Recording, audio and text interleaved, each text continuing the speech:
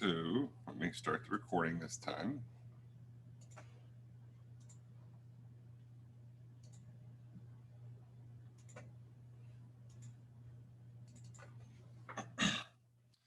All right. So we stopped last time talking about quadrupole mass spec analyzers, and the Matthew stability diagram is sort of how we determine what M over Z ratio is going to be stable inside that quadrupole.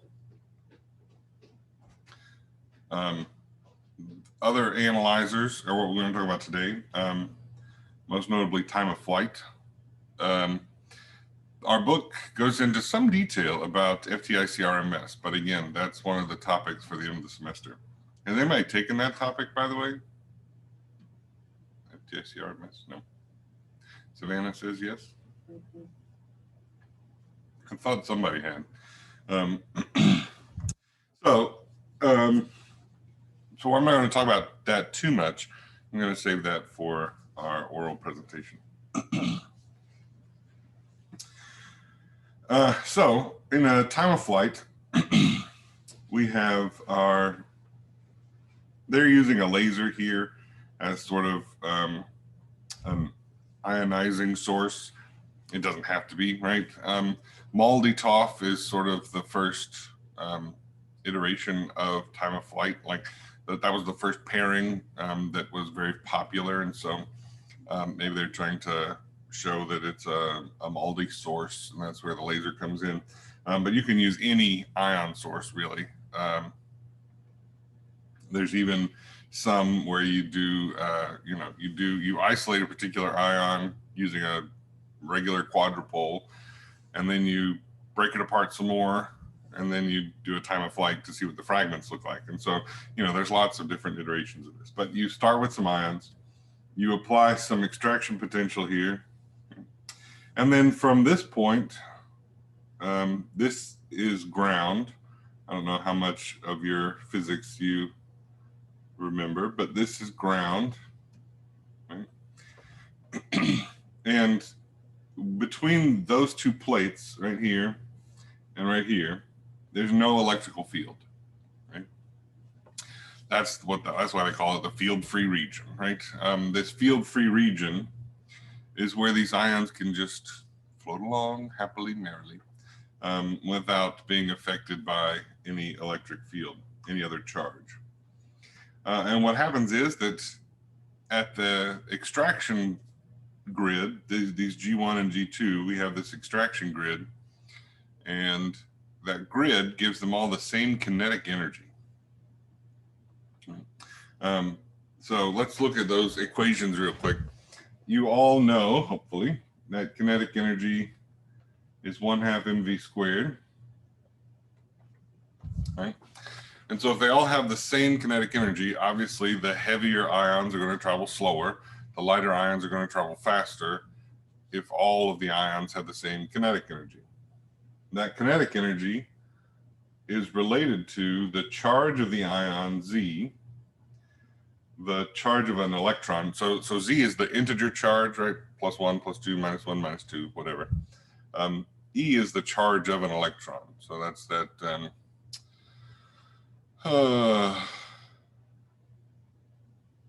to the negative 19 coulombs. I don't remember what the number out in front of it is. But anyway, times V, the voltage, big V. And so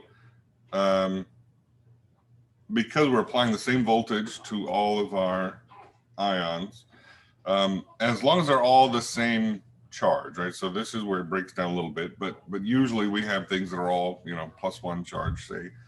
And as long as they are that, then we get the same kinetic energy for all of our ions. Heavier ions move slower, lighter ions move faster. We can rearrange these and solve for the velocity of those ions. And because velocity is a square term, we end up with 2 ZeV over m.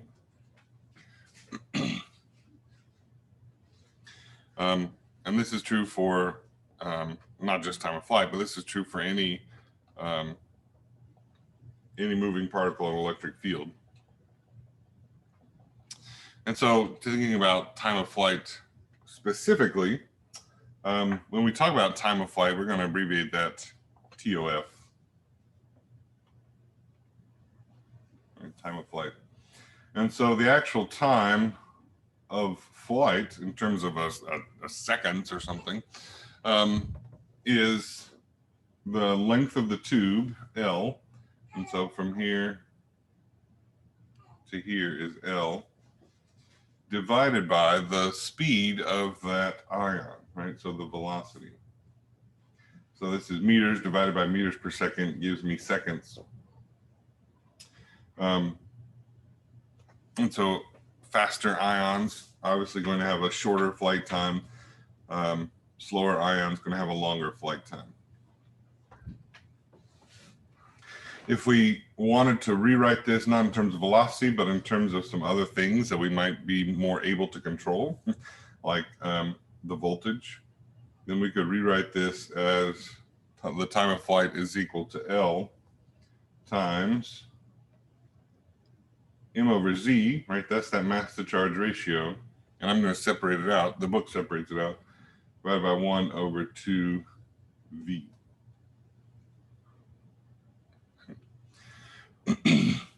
And so here's where we can sort of take that time of flight and correct for the multiple charges with different kinetic energies, right? We're going to use M over Z, and that takes into account the charge of the electron, right? Because now it doesn't matter if it's a larger mass over one charge versus the same mass over two charges, right? That M over Z number will scale down.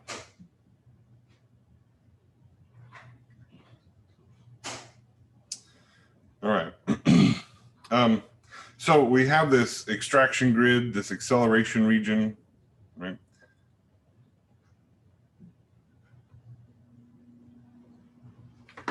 That's where we give them all the same kinetic energy. They drift in this field-free region to the detector. This is a linear time of flight. There is something called a reflectron time of flight, where you have this reflecting region.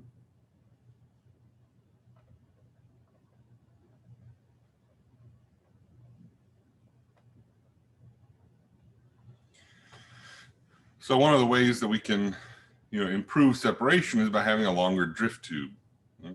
Sort of a standard drift tube length is 1 meter. And so, sometimes you look at a time of flight instrument. If you Google time of flight mass spec, you'll see a nice box that looks kind of like our GCMS. And then on one side, it's just got this chimney stack that goes up because it's got this meter-long drift tube. Right? And so some things that they've tried to do to, both increase the resolution, increase that drift time, but also make things more compact are these reflectron time of flight, where if you have a 1 meter tube, you can now get a 2 meter drift length because you extract the ions into the drift tube, and then there's a voltage gradient between these two grids, right? And so the heavier ions have more momentum, and so they take longer to the lighter ions are more able to penetrate the voltage, right? They're moving faster, and so they takes them a bit longer to, let me say this right. It should take the same amount of time for both of the ions to turn, but because the lighter ions are moving faster, they actually penetrate into that reflection region more than the heavier ions. And so they travel a bit further distance. So same time for both ions, or for all ions. Lighter ions will travel more. And so we end up essentially lengthening our drift tube. Now there's a company called Waters Instruments, and Waters has actually come up with what they call their W tube, because it looks kind of like this. And so the ions come in, and then you have this reflection region, and it makes a W. I don't know if they did it as a scientific thing or as a way to sell more instruments with the Waters W, but that's sort of how they do it. And they can make it very compact, right? You can be 20 centimeters tall and still give you a meter of drift tube, or you can make it 40 centimeters tall and have 2 meters, or whatever.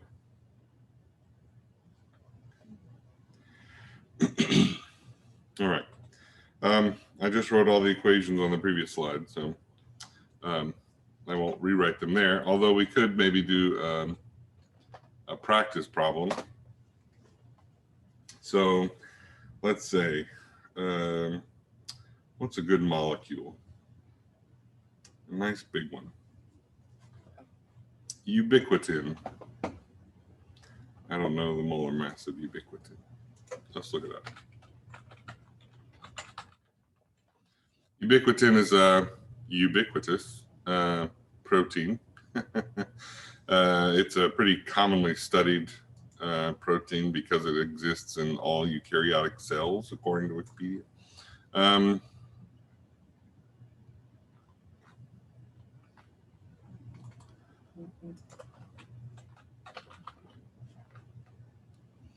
8.6 kilodaltons. So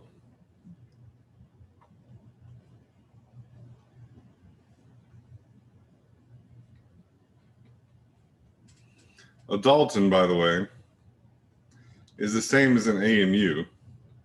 I'm not 100%. Oops, what did I do? I zoomed out, zoomed in. I don't know. I don't have a good explanation for you why we use Daltons in mass spec instead of AMU, but they're the same thing. So 8.6 kilodalton would be 8.6 kilograms per mole. Right? So, and this is sort of a common mass for proteins and things like that. So let's say that we have an extraction voltage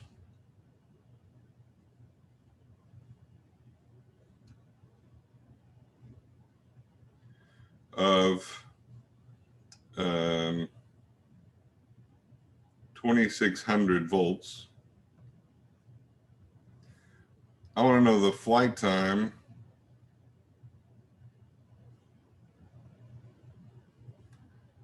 for ubiquitin. I'm just going to put U plus. And let's say that we were doing chemical ionization. And so one of the things that's pretty common in chemical ionization is that you can actually sort of add on. You can get an adduct of a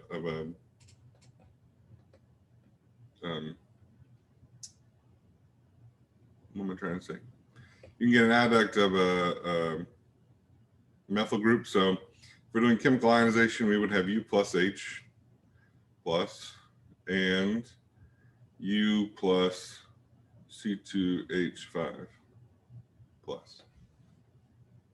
So let's assume that this is exactly 8,600, and here we're adding 29. So let's assume that this is 8629.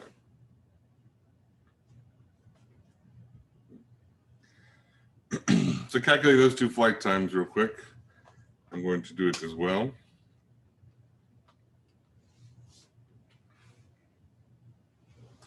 Remember, the time of flight is L times the square root of the M over Z times 1 over 2V.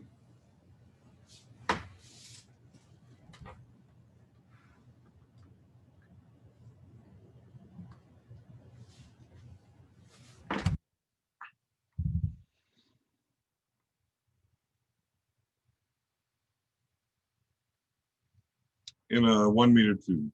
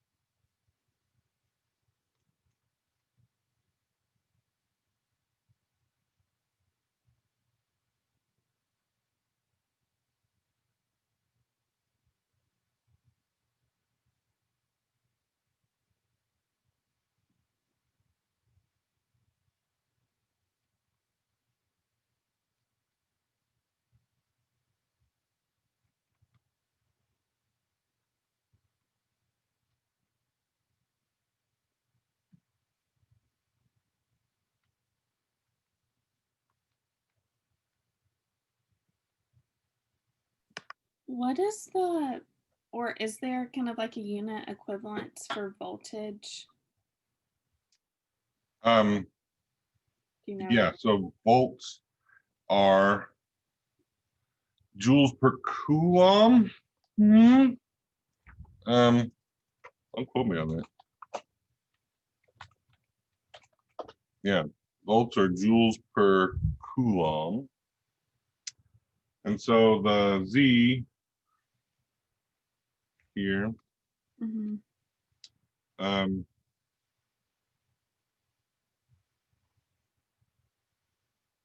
yeah, this has got to be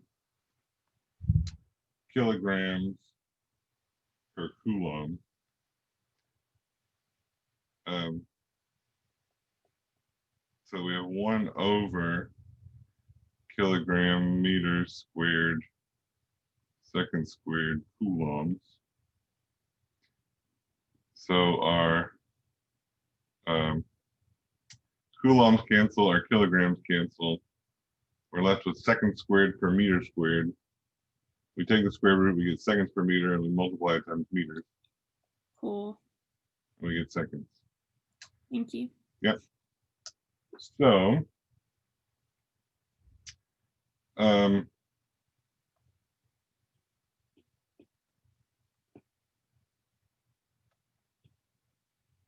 8 8600 Daltons is 8600 grams per mole. So we just have to divide by the molar, by Avogadro's number to get that mass in kilograms. Sorry, that mass in grams. And so in kilograms, it's 1.43 times 10 to the negative 23rd kilograms. Divide that by the charge of an electron.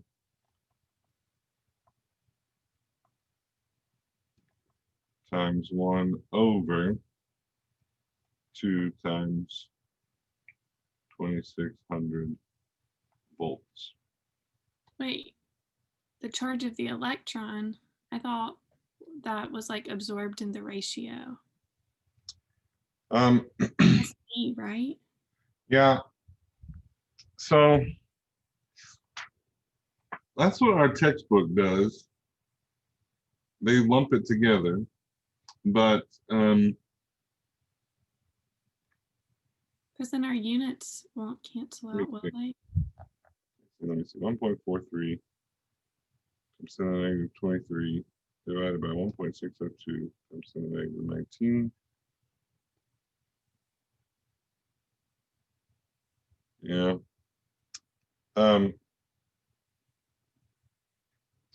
Yeah, so our textbook drops the E, but I don't think you can. What Okay. are units of Z? Of like just the normal Yeah, charge. so usually Z is just unitless. It's an integer, like it's +1. Okay. It's plus. Okay. So we do need that E. Yeah. So I was looking at other locations, and they put the E over on the other side here, so you still get M over Z by itself. Doesn't really matter where you put it, obviously, but let's do that. Divided by 2, divided by 2600. Take this for yeah. So for 8600, I got a time of 131 microseconds. Dr. Davis, Yes. where did that 1.43 times 10 to the negative 23 kilograms come from? That's our molar mass in kilograms.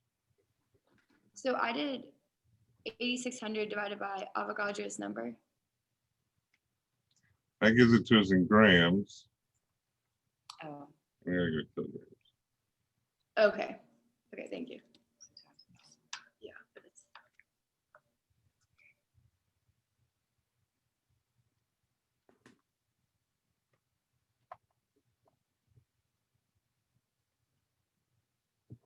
If you left it as 8.6 kilodaltons and divided, you get kilograms, but 8,600 daltons gives us grams. So 86.9.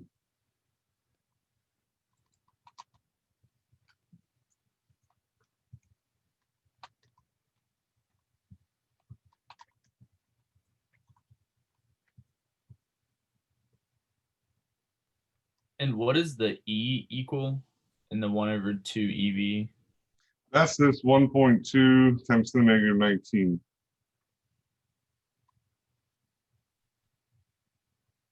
Okay, so what is Z? Z is just the overall charge, and so Z for us would be +1. Hmm.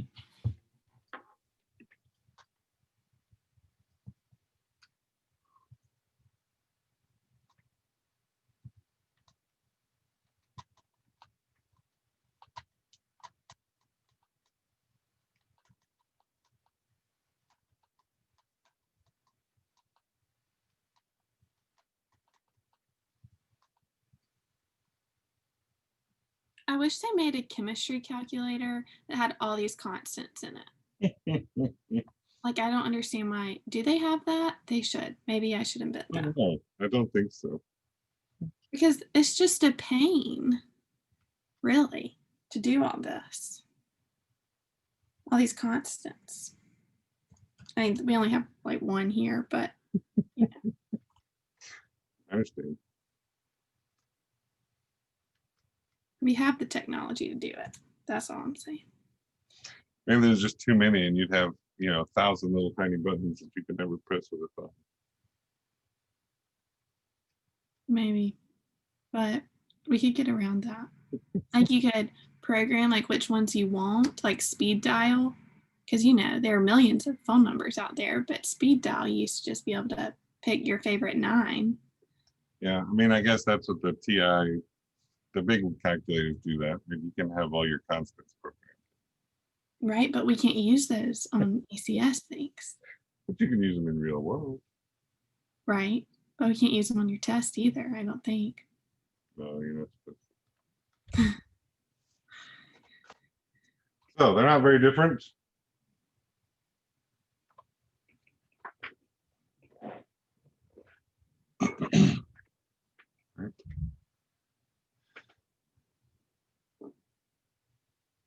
We had to use some decimal places to get the difference here. But the nice thing is that these are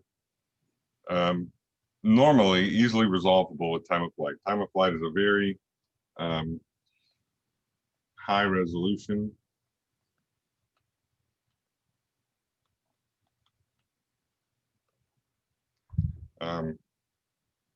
So up to maybe 20,000 as a resolution for time of flight. Yep.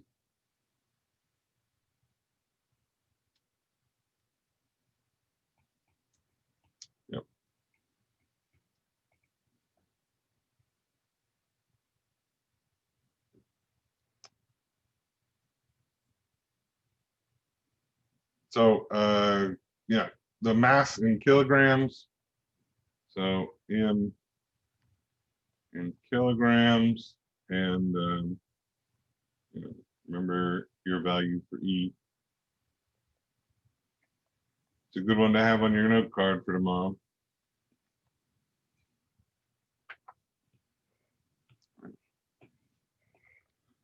Okay.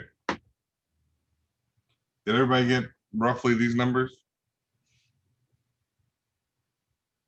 Okay. All right. So we'll talk about a couple of detectors here, and actually I need to add in a one because it wasn't mentioned explicitly in our book. So first we have sort of this dynode-ish detector like we have in UV-Vis, right? Except we don't have photons coming in, we have a positive ion coming in. Right? This is a pretty common geometry, right? Here they've drawn in the deflector. Here they haven't really. Maybe there's a deflector, maybe there's just a very large negative potential. So HV is high voltage. It just is telling us that this is a very large negative charge on that first dynode.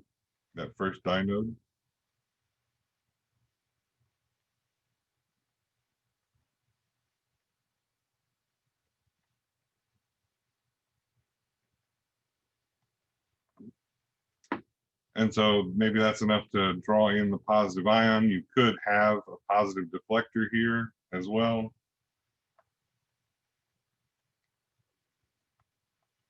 Right, like they show over here. But anyway, this is one way that we can sort of eliminate those neutral particles that manage to get through. Right? This way you don't have to include a bender if you don't need one, that kind of thing. It's a pretty easy / cheap way of getting neutrals out.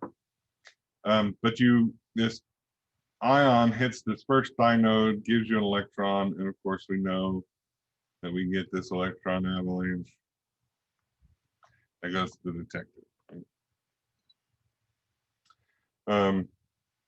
We saw this ion multiplier in lab, and so being able to, again, this geometry is such that as long as your incoming ion has the right trajectory, it will be all of the bouncing will happen inside this cone, right? And so you have your avalanche there.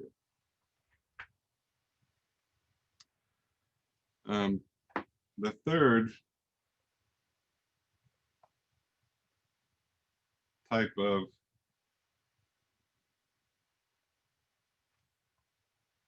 I want another slide. That should be an option.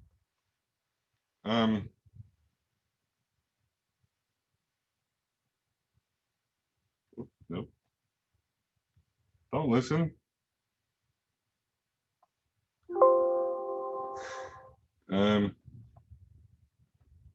Let me add a slide and maybe Google an image real quick since our book didn't have it.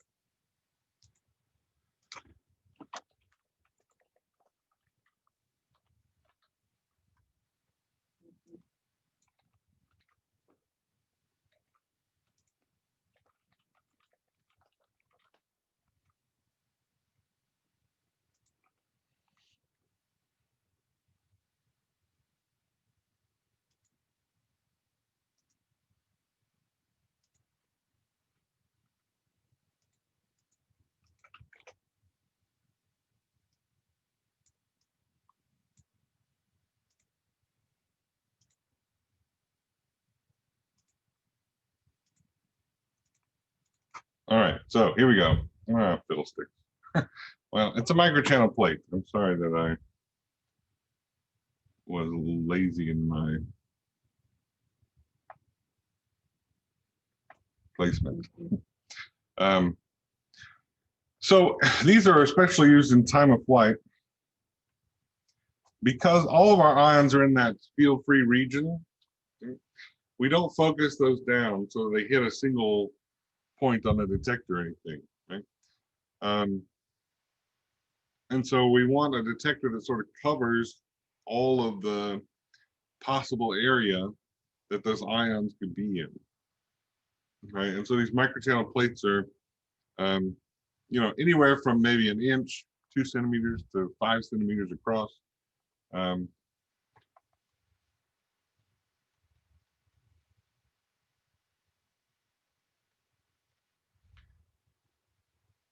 And they're full of these little pores, right? And these pores each act as an individual detector.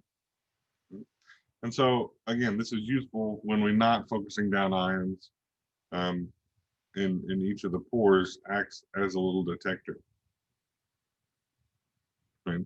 So it behaves very similarly to the ion multiplier that we saw on the previous slide.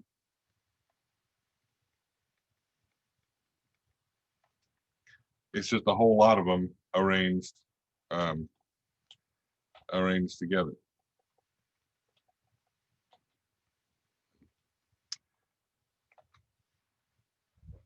There is oftentimes these are arranged in at an angle, right? And so this one, I mean, it's for ease of drawing it, they've just drawn it straight. But you could imagine that if you had a particular ion coming in, your ion could just sort of pass through without ever hitting a wall, right? Potentially. And so a lot of times these channels in your microchannel plate will be at a slight angle, right? Just enough so that the bottom of the entrance is aligned with the top of the exit so that you can't make it out without colliding. Even going straight in, you've got to collide now.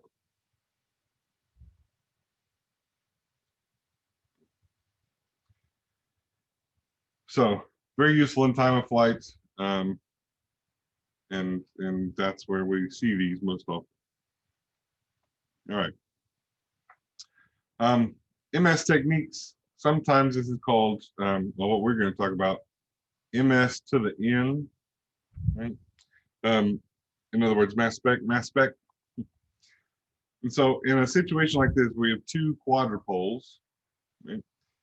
So you have your parent, which we call M, and then he fragments down, right? So you have all of your fragments of interest, which we call daughters, right? And I'm going to just put D1, D2, all your fragments, right, of interest. Say that we're only interested in a particular one of those. Taking the example of ubiquitin again. If we really wanted to do some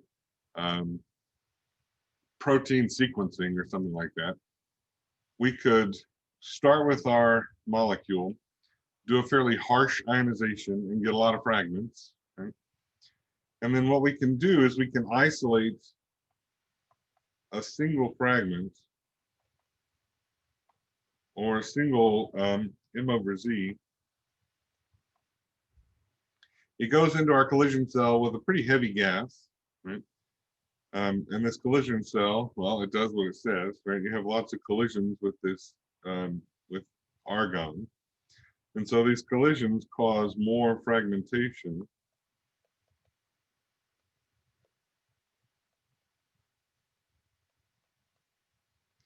And then you can see the results.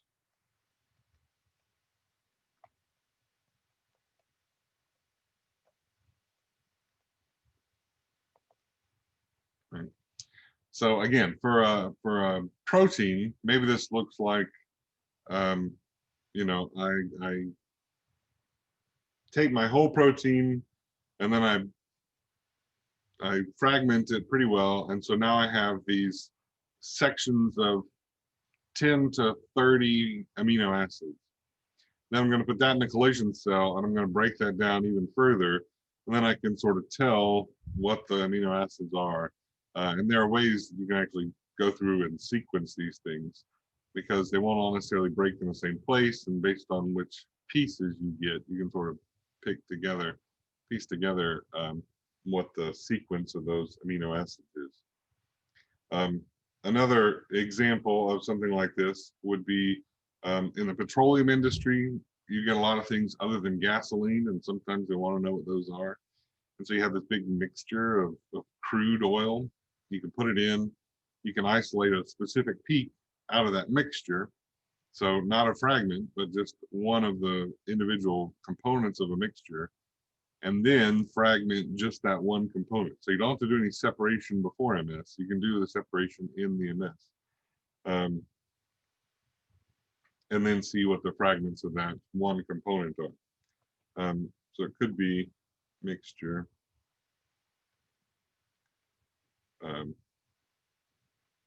single compound, fragments. And in the FTIC-RMS instrument, what happens in that one is that the mass analyzer is the detector. And so the ions don't have to leave the mass analyzer in order to be detected. And so you can do, 10 cycles of this. Isolate something, fragment it, isolate one of those things, fragment it, isolate one of those things, fragment it, all within the single, they're called cells in FTIC. I had a professor in grad school who consulted for BP doing this kind of crude oil stuff. And her fee was $10,000 a week, so not too bad. All right. If you want to look at these pictures, you can look at the young Dr. Davis. That's pre-doctor, as a matter of fact. That's lowly peon grad student Davis. This was the little 22 pole that I told you about. Each of these rods is 1 millimeter and it's 5 centimeters long. It's a tiny thing. Anyway, I don't want to talk about that. I want to answer your questions for the exam on Tuesday.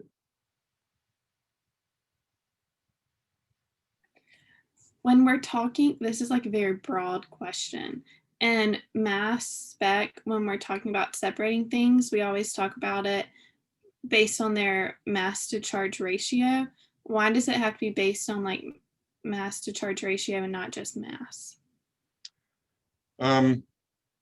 Because if you had a big protein that say weighs 8,000 Daltons and it has 1 charge versus that same protein that happened to pick up 2 protons and has 2 charges, we couldn't get those out at the same time, even though they have the exact same mass. The way that because the instrument of the voltage affects individual charges, it will affect the doubly charged ion more than it affects the singly charged ion. Right. And so, yeah, if you get into the mass spec literature, a lot of times where they're doing just +1, everything's +1. Sometimes they'll be negligent and just talk about it in terms of Dalton rather than M/Z, which is actually called a Thomson, by the way. There's a unit for that. It's not very commonly used, but M/Z is a Thomson. Okay, cool. Thanks. Yep. That makes sense. So, what's on this exam? Lots of stuff. Infrared, Raman, NMR, mass spec. It's a heavy exam.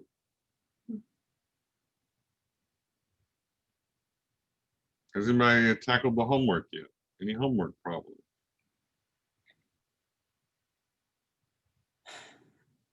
I do. If no one else has a question, I don't want to take over. Go ahead. Okay. Well, I have a lot, but I'm going to start with I don't even know where to start. Let's start with the chem activity. Oh, God. Oh, yeah. So, Ashley and Annabelle asked me a question about units on Friday. I think, okay. What about the chem activity? So when I was calculating the temperature, I got a 3.7 times 10 to the 11th Kelvin, which I highlighted and I was like, that can't be right. But then I got to part D and I was like, maybe it is supposed to be that giant. Yeah, it's big. I don't know if 10 to the 11th is correct. I don't Well, remember. yeah, because D you talked about 10 to the 8th, right? And so a conversion I used that I found on the Google was 1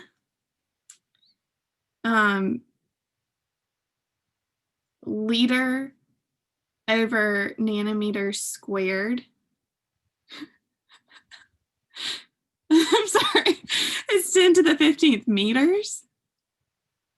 Okay. Well, because I use the liters times ATM over moles Kelvin R, and then I used just the nanometers from the diameter, and all of that got me 2 liters over nanometers squared. Okay.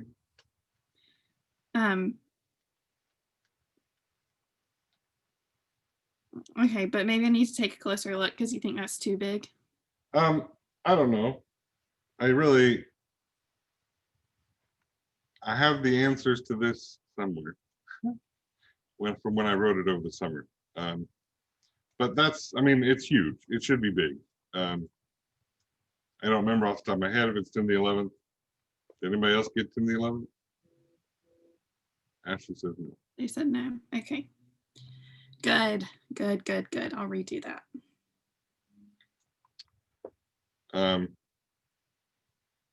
Maybe I'll redo it. Maybe I won't. We'll see. Yeah. It should be large, right? Mm-hmm. The answer to D is let's lower the pressure. That's the important part. Wait, what'd you say? The answer to D is let's lower the pressure. Oh yeah, I got that. That was kind of obvious with the That's what the interesting $14 billion instrument. Yeah.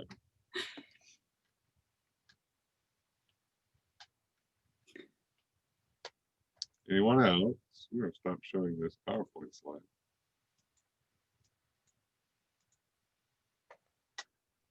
Dr. Davis, did you figure out the units? I haven't looked at it, if I'm honest with you. Yeah, so I will look at it. But I have not yet. Don't fret.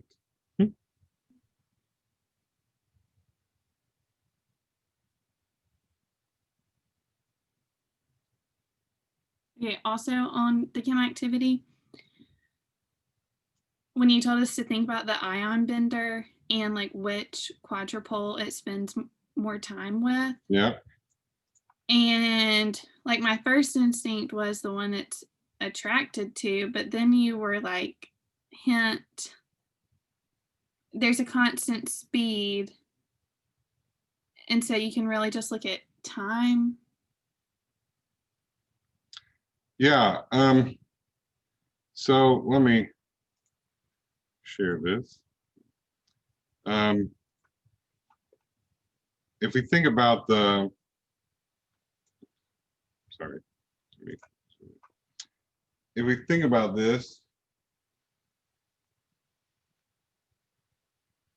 in terms of time or distance or whatever, oh, fiddlesticks. I can't pin on here. But it spins 100% of the curve next to this pole, right?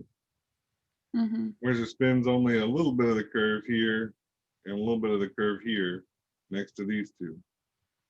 It's really delayed. Sorry. It's okay. It's like your mouse doesn't match up with your words. So looking at the picture, it spins all of the curve next to the dark pole, right? It only spins a tiny bit of the curve at the top and a tiny bit of the curve at the bottom next to the lighter poles. Right. Okay, that's what my instinct said, but the hint confused me. Yeah, so just thinking about it in terms of, if it takes us 1 second to do that curve, right? And I'm only around the top for part of it and the bottom for part of it, and I'm not spinning all that 1 second around those two, but I am spinning that whole second around the shaded one. Okay. How could the hint be reworded?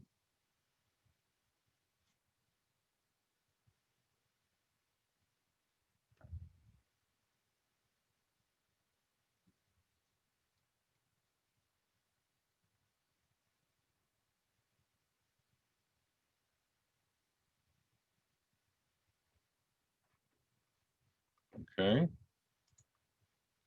I plan to be in my office tomorrow before the exam. Feel free to come with some questions.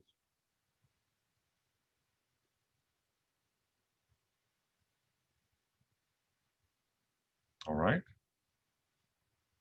You're so lively this morning. Happy Monday.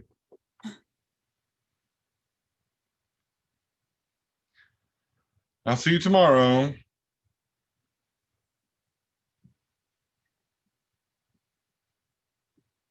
Do you want me to stay on here, or do you want to go to your office hours link at 9:30? Oh, is it you? I haven't even.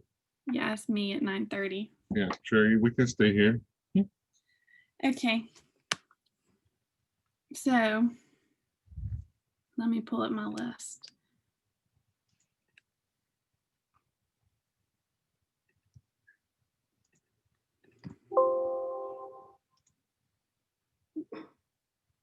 Okay, the chemical shift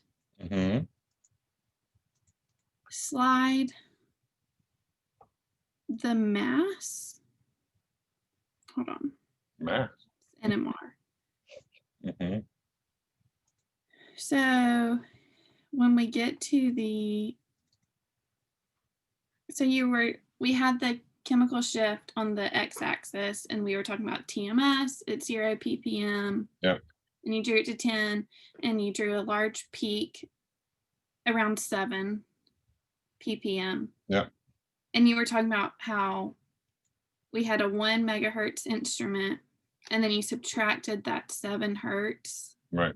and got 999,993 hertz. Mhm. I don't, like, I see where you got all those numbers, but I don't understand what that means and why we did that subtraction. So the shielding is always going to lower our frequency, right? Okay. Yeah. And so because it's in ppm,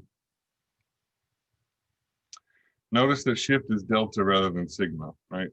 I didn't solve for what sigma would be, the shielding. Mm-hmm. If it's 7 ppm, then it's 7 ppm of the frequency. Is kind of like the shielding. Is the shielding? Well, it's related to it, because the frequency is gamma b naught over 2 pi times 1 minus the shielding. And so it's going to be, 7 ppm times gamma b naught over 2 pi. Okay, so the 1 minus sigma is the 7 ppm. Is that what you were saying? It's just related to. It's related to, yeah. I mean, so we could plug in 999,993 hertz into V naught and then solve for sigma if we really wanted to. Okay, so that is our B naught, not the. Now 1 megahertz is our Larmor frequency, right? So that's the frequency with no shielding, right? Is that also our Larmor frequency? No, that just describes our inch. Yeah, so it is the Larmor frequency of an unshielded proton in that instrument, right? And that's what describes the instrument, absolutely. However, we recognize that they're not all at 1 megahertz. They're all shifted a little bit. And the most they're shifted in a 1 megahertz instrument is 10 hertz, right? I mean, we really don't see shifts of more than 10 ppm, maybe 12 ppm, if it's really electron withdrawing. Okay. And so it's still essentially 1 megahertz, but it's off by a tiny, tiny bit. And so we still describe the instrument with 1 megahertz, but we can go in and solve what the exact frequency is. So that 999,000 whatever is the actual frequency of the instrument? So the instrument doesn't have a frequency. The instrument has a magnetic field, right? And that's why it's weird to talk about NMR in terms of frequency. And so when we talk about NMR in terms of frequency, we say hydrogen protons are around 1 megahertz, right? Right. Or are around whatever frequency it is. With the knowledge that it's not going to be exactly that, right? Showing that. Right. Okay.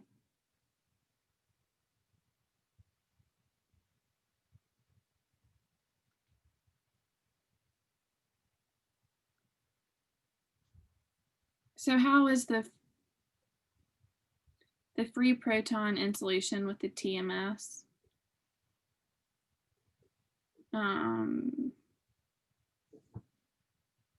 How is that at 0? Because there's no shielding of the nucleus. Yeah. So with TMS, all those protons are exactly the same. And B, by having silicon in the middle instead of carbon, we're sort of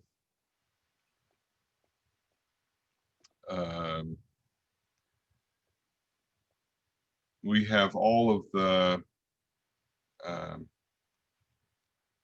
of those protons don't communicate with each other as well, right? So you know how it's neighbor, your nearest neighbor splits you, right? Mhm. With silicon in the middle instead of carbon, if they are slightly shifted from one another, we won't see splitting, and so we'll still see a pretty nice peak for TMS. But they should be, I mean, all 12 of those protons should be exactly the same. But if, you know, due to something, everything's a little polarizable, right? And those electrons are moving around, and hopefully it averages out over the time of your NMR scan, but maybe it doesn't. And so with that silicon in there, it sort of that breaks that that splitting, so we don't see, so we still see just a single peak instead of all kinds of crazy mess like you see in the aromatic region. Okay. Okay, so back to this 999,000 one. Mhm. That is our, like our, more of our experimental B naught, where 1 megahertz is our theoretical B naught. Yeah, so we call it B rather than B naught. If we're talking about a particular Nucleus. magnetic field felt by our molecule of interest. Right. And 1 megahertz is our B naught. And so we could solve for the shielding.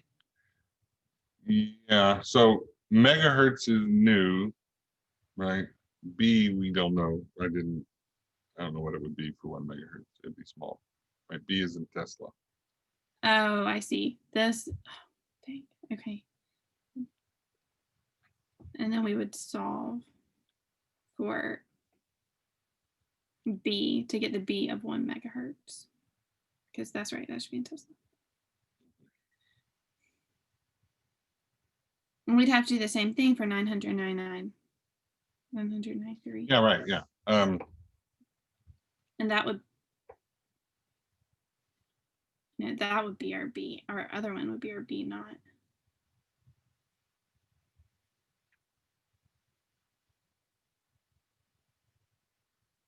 And so this is, I still don't understand what this is showing. This is like if we were, So, I mean, we could plug it in. The magnetic field is so very tiny different, right? Part per million.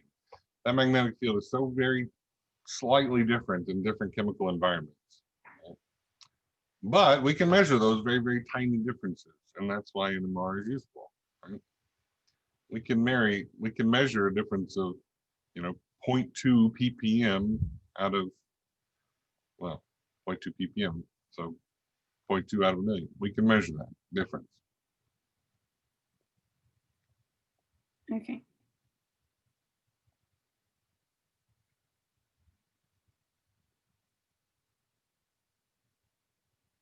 Okay. And the reason that bigger magnets give us better resolution is because, if it's 7 ppm out of 100,000, then that's 7 hertz, or out of a million, that's 7 hertz. But if it's 7 ppm out of a billion, that's 7,000 hertz, right? And that's much easier for us to detect, much easier for us to get down to baseline in between those differences. Okay. Even though we can detect a difference of 7 hertz, it's much easier to detect 7,000 hertz. Right.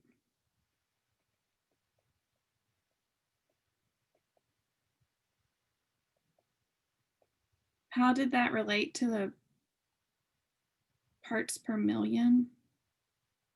So we talk about the chemical shift in terms of how different is it from the Larmor frequency of the instrument, right?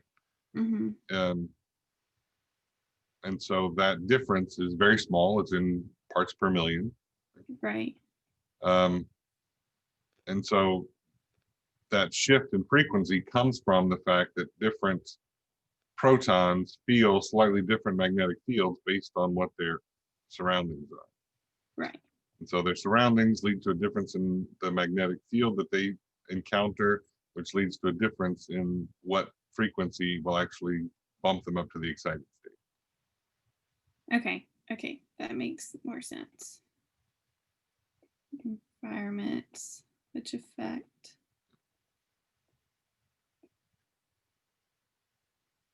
Which affect like the magnetic field that they feel. Right. Which. And so, we're not measuring magnetic field ever. We're always measuring the frequency absorbed by our nuclei. Which, right. Changes frequency that gets them to excited state. And we want more in the excited state to measure. We do. We want better resolution. But you can't have more than 50%. Right. Which is still weird to me, but that's okay. Changes frequency that gets excited. Okay. This all makes sense now. Thank you. All right. Now, I have all my flashcards, but I haven't studied all of them yet. Is it NMR that has the magnetic field and the receiver in all different dimensions, the radio frequency? Yep. The spin, yeah, that's right, because you have the spinning sample tube. Why do we need all of those in different dimensions? It's just like for fluorescence. I don't want to pick up, if I'm exciting, I don't want to pick up that excitation. I want to pick up the relaxation of my molecule. Right. What about B naught? Wait, you have three things coming in, or Yeah, so B naught and your excitation and the pickup, the output parts. The reason, so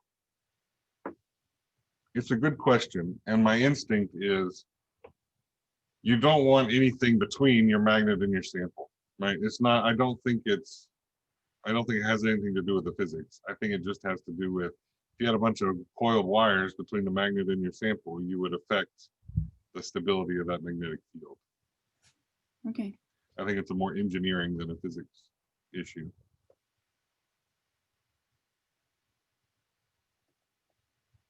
And then you just want your receiver orthogonal to the source radio frequency for the similar to scattering stuff. Yep. Okay. Those are the questions from the lectures. Okay. I also have homework questions Let's do it. until you need to kick me out. For 1214, it gives us the emission and absorption spectra. Yes. Or rhodamine. And it gives us two laser options. Yes. And my thought was that we would use the, I don't know, NDYAG. I don't know how to. ND-YAG is what it's called. ND-YAG, fine. Laser, because it was lower in energy and we wouldn't want to overwhelm any Raman signal that was present. So what was the biggest issue with Raman? The fluorescence effect. So do we want to excite right in the middle, right at the peak of where it absorbs for fluorescence? So I thought about that and no, but I didn't think we would want to give it, longer wavelength equals H. That is So low. the energy of the wavelength,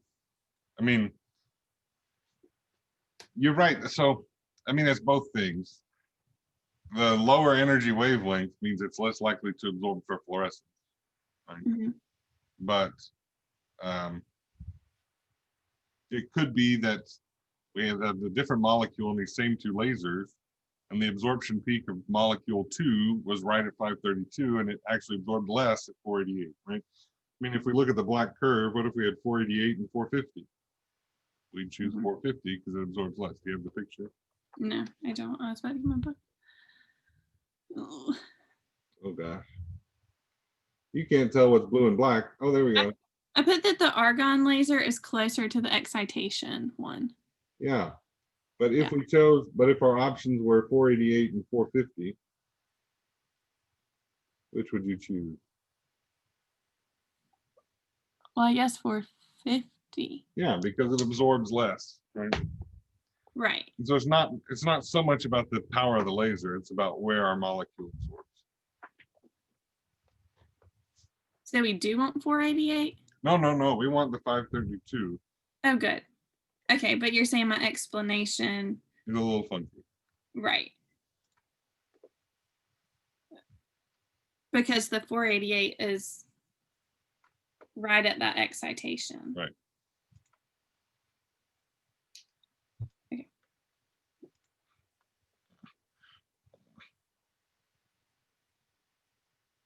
And that would, we have an increased chance for fluorescence.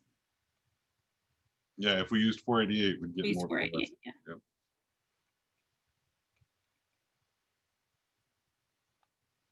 Okay. And 1314, it Mhm. talks about we're finding the resolution necessary in order to resolve peaks from divalent ions. Yeah. Does that word divalent mean anything to us in context of So the problem? is it going to show up at a peak of 1,000 if it's divalent? Well, I don't exactly know what divalent means. I Oh, mean, okay. 2 valent electrons. So divalent means it's got a +2 charge. Oh, I didn't know that. Yeah. Okay. And so will it show up at a peak of 1,000? No, because it's a No. mass to charge ratio. That's it. Yeah. So really what it shows up at is 500 and 500 and a half. Okay, so average, well, hold on. Let me get my book real quick. Sure.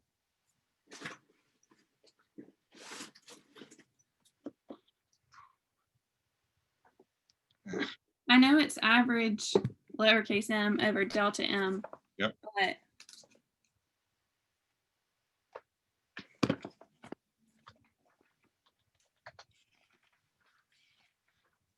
want to make sure I have the right m. Because that's probably not straight up. Like, will we use the 500 and 500.5? So remember it's average mass divided by the delta mass. Right. So why do I need 500 and 500.5? Good question. How do you get the average mass? Yeah. So if you do the calculation with 500, 500.5 and 1,000, 1,001, you actually end up with the same answer. Sir. So does it really matter? No. Okay. Did I just confuse you? No, I'm sitting here and looking at my math, Mhm. and for some reason I said 1,000.5 divided by 1 is 1/2. And 1,000. I don't know why I said that. Okay, that's great. That's what went wrong in the next problem then. Okay. Because yeah. Okay, I can handle the rest of that then. Goodness gracious.